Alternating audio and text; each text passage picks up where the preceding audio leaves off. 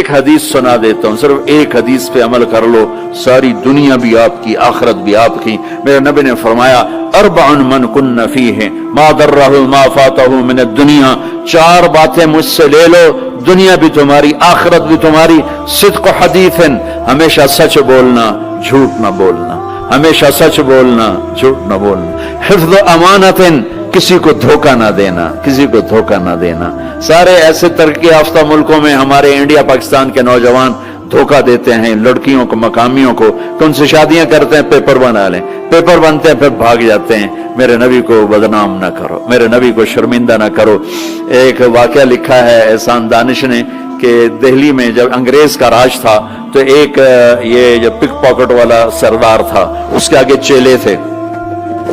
تو اس کا ایک چیلا, ایک شاگرد صرف 2 روپے لے کر آیا شام کو, تو اس نے اس کو پٹائی کی کہ صرف 2 روپے.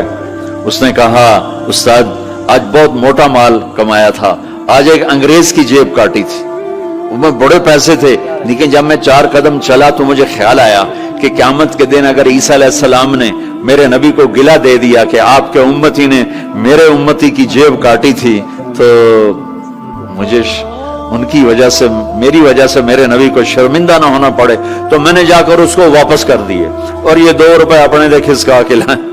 تو وہ اس کا استاد بھی رونے لگا کہ بیٹا یہ 10 روپے تیرا آج کا انعام ہے, تو نے کمال کر دیا. تو میرے عزیزو, ایسا کام نہ کرو جس سے تمہارے نبی کو شرمندہ ہونا پڑے.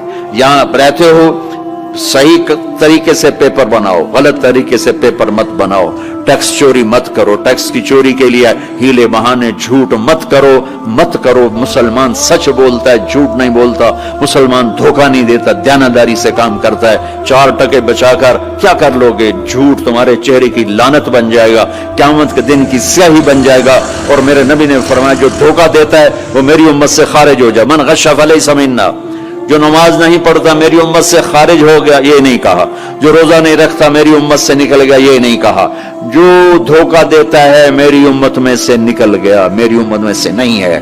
تو یہاں رہنا ہے تو سچائی کے ساتھ رہو, دیانتداری کے ساتھ رہو. شادیاں کی ہیں تو پھر نبھاؤ, پھر اس سے نبھاؤ, پہ فراڈ نہ کرو. ایک دن آنے والا ہے تمہیں اللہ کے سامنے کھڑے ہونا ہے, تمہارے دھوکے فراڈ سارے کھول کے اللہ تعالیٰ الگ دکھا دے گا, اور اس دن شرمندگی ایسی ہوگی کہ کہیں چھپنے کی جگہ بھی نہیں ملے. تو اللہ کے واسطے ایسے مسلمان بنو کہ تمہارے ذریعے سے تمہارا اسلام چمکے, روشن ہو. یہاں کی حکومت تمہاری تعریف کرے. یہاں کی حکومت تمہیں کتنی مذہبی آزادی دے رکھی, کتنی آسانیاں دے رکھی ہیں. تو ان کے ساتھ چیٹنگ مت کرو, ان کو دھوکہ مت دو, ان کے ساتھ فراڈ مت کرو, ان کا ٹیکس نہ چوراؤ, ان کو پورا ٹیکس دو جتنا وہ تمہارا بنتا ہے سارا دو. اللہ تمہیں اپنے, یہ تمہارا صدقہ بنے گا. زکوٰۃ تو مسلمان کو دی جاتی ہے, یہاں تمہیں نظر نہیں آتا. اپنے پاکستان میں, انڈیا میں زکوٰۃ بھیجو, لیکن صدقات ان کالوں کو دو جو غربت کے مارے تمہارے گھروں میں کام کرتے ہیں, تمہارے پاس کام کرتے ہیں. ان کو صدقات دو, نفلی صدقات, ان کو جتنا دے سکتے ہو دو. یہ تمہارے ہمدرد بنیں گے, تم سے محبت کریں گے, تم سے تمہارے قریب آئیں گے, تمہارے احسان مند ہوں گے.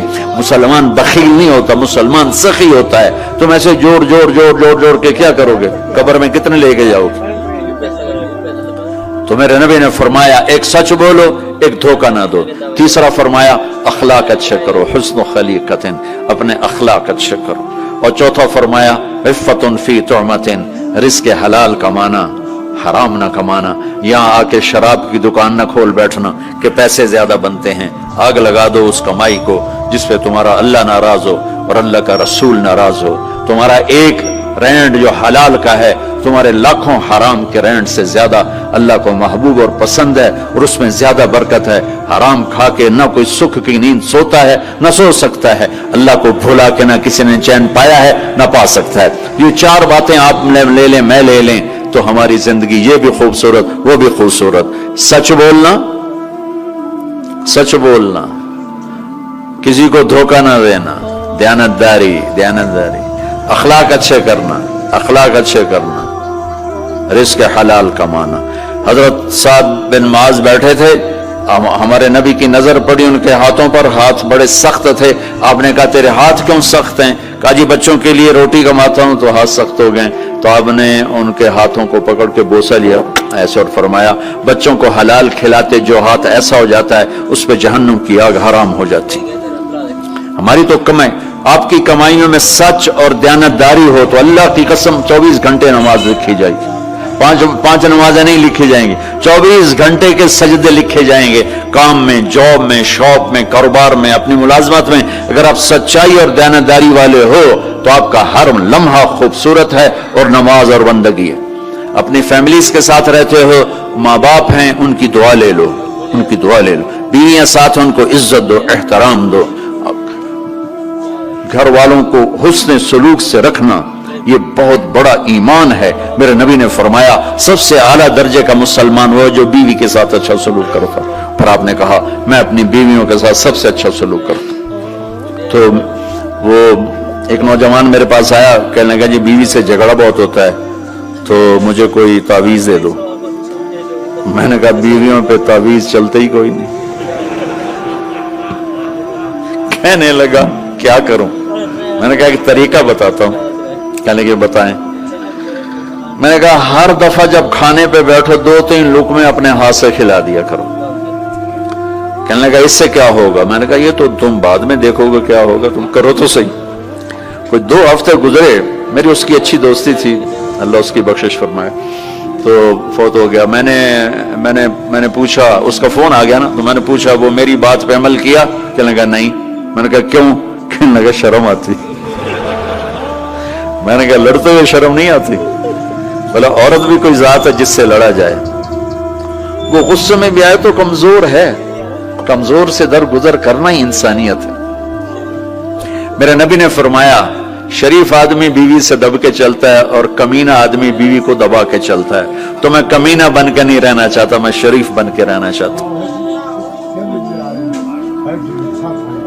یغلبہن اللئیم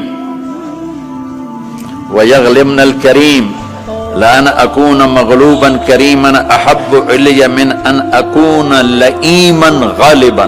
سبحان اللہ. میں شرافت والا بننا چاہتا ہوں, کمینہ نہیں بننا چاہتا. میں نے کہا تمہیں لڑتے ہوئے شرم نہیں آتی؟ گاما پہلوان پنجاب والوں نے سنا ہوگا, بہت بڑا رستم تھا.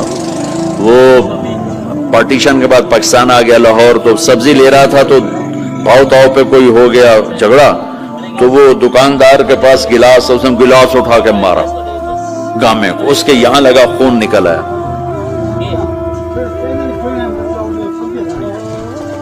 اس نے چپ کر کے پگڑی کھولی اور نیچے سے یوں اس کو لا کر باندھ کے چل پڑا.